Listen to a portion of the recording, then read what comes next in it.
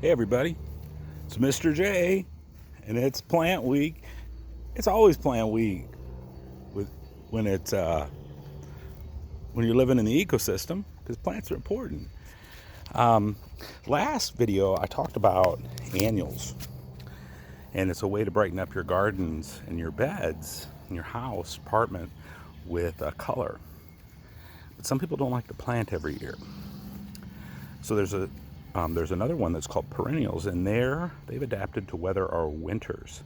Mr. J just planted a bed, and I do have some other flowers to show you, and I'll tell you the difference. And most of the flowers that you'll find love the sun, and it's important that we have bees and other pollinators and bats that we've learned about, because that's how more flowers are made, and then they find their way. So perennials are peri, meaning many, periannual, so many years. There's other flowers called biennials that are only like every 2 years, like a hollyhock. And I planted some, but I don't really have any to show you, but I have some because they're in their first year. The first year they don't do anything but just produce green. And then after that, then they produce a long stem with beautiful flowers. I'm going to show you one of my favorites. Oh my gosh, I'm so excited to show you this one in bloom because it's hard to find. It's called foxglove. And they found it along fence lines. It grows really well with a little bit of shade, but mostly sun. And there, let me see if I can get it. There it is. Oh my gosh. Isn't it beautiful? Look at all those trumpets just screaming, saying, bees, come pollinate me so I can make more. And this one is still blooming, so here's a little guy, and he's gonna pop still. Next to it is an Asiatic lily. We planted those in the video.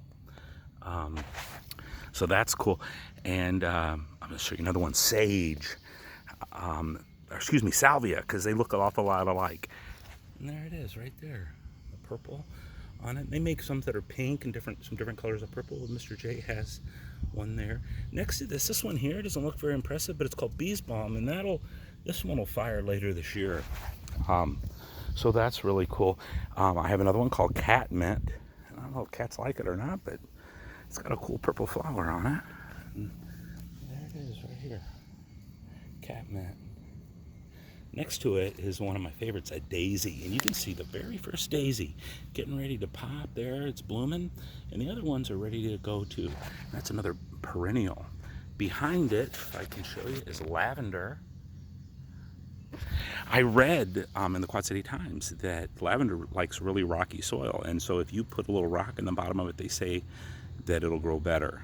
The botanists are people who study plants. When you do landscaping, it's called ethnobotany, but just the study of plants and trees is called botany. One of Mr. J's favorite classes at Augustana, and I've kept that knowledge with me my whole life. And once you know this stuff, you don't forget it. That's dianthus, and it loves sun, but it also hugs the ground.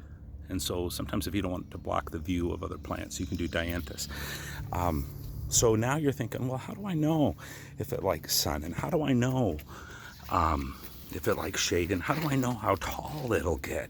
So when you're at the store, some of those Asiatic lilies, whoops, there's a tag. And on that tag, it tells you what the flower is going to look like, so what color. So if you're trying to match some of the purples together, you can. But then on the back, it tells you what conditions they like. Soil, they like semi-moist soil. So you can't let it dry out, gardeners. Can't do it. It'll die.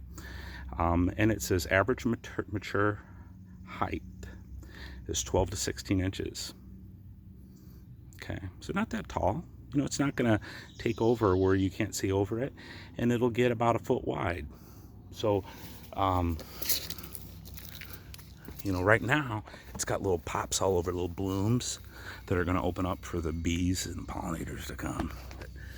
So that guy right here is the tiny double U Asiatic lily.